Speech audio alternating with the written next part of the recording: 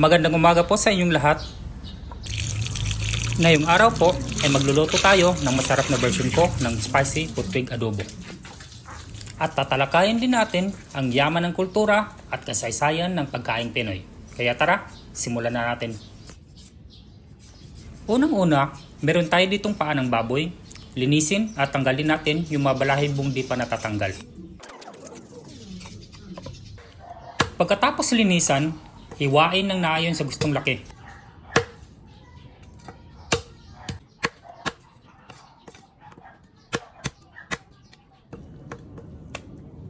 At hugasan ng mabuti ang karne.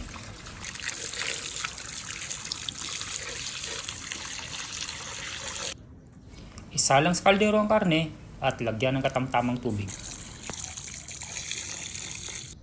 Maglagay din ng kaunting durog na paminta at dahon ng laurel.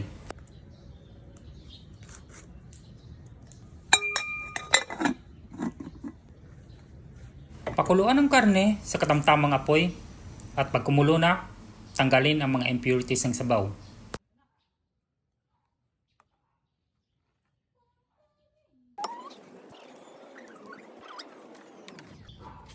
At takpan ulit at mag-antay ng 25 hanggang 30 minuto hanggang sa lumambot ang karne. Habang inaantay na palambutin ang karne, konting trivia muna tayo. Alam nyo ba na noong unang panahon, bago pa dumating ang mga Kastila, ay may iba't ibang pamamaraan na ang ating mga ninuno sa pagluluto at pagpreserba ng mga pagkain. Iilan sa mga ito ay gaya ng pagpapaksiw, sangkutsa, kinilaw, bagoong, adobo at marami pang iba. Alam nyo rin ba na ang salitang adobo ay nagmula sa salitang Espanyol na adobar na ang ibig sabihin is to marinate or seasoning used to flavor and preserve meat.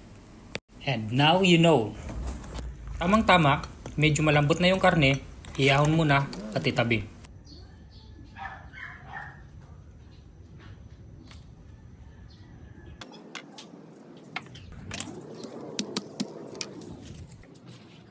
Magayak ng bawang, sibuyas, at sili. At igisa ang mga ito.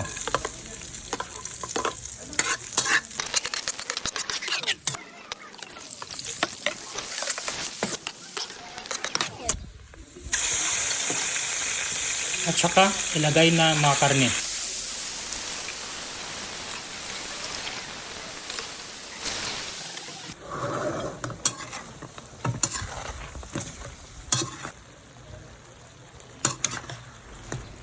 Maglagay ng dahon ng laurel at kunting tubig mula sa pinakuluang karne.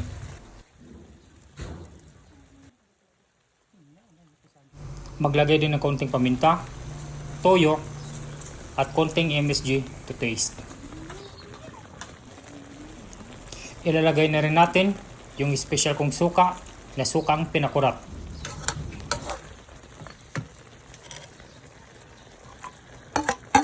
At panghuli, ilagay yung sili.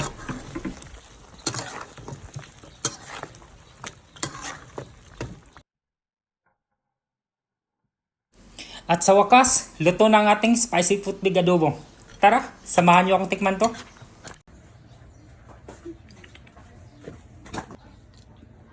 Mga akong tabay.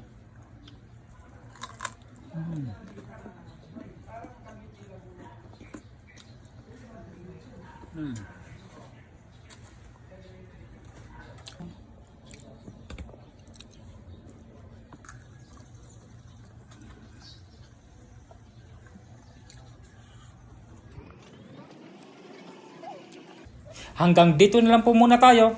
Ako po pala si Cards, ang inyong lamiang kusinero at nagsasabing lamang ang taong may alam sa pagluluto. Maraming salamat po.